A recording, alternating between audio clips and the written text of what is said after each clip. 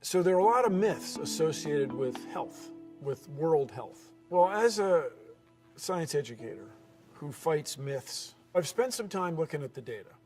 It's remarkable. We can see how, we can see why kids are dying, and we can see how to prevent it.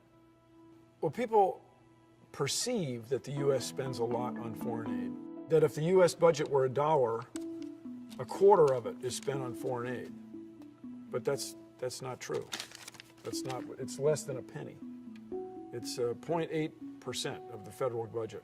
You can't even cut a coin small enough to represent how much money is spent on foreign aid. It's not that much. Now, this idea that wars or natural disasters, tsunamis, earthquakes kill most of the people, that's wrong. It pales, it's dwarfed by the number of people killed by preventable diseases.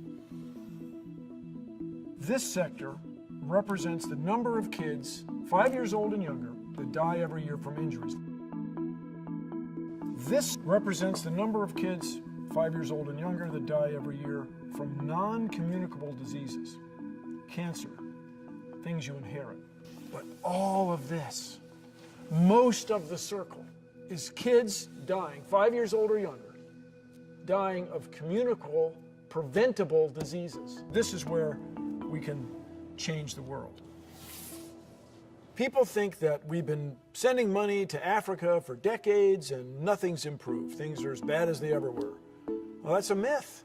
When you can show statistically that child mortality's gone down over the last couple decades by a factor of 2, been cut in half.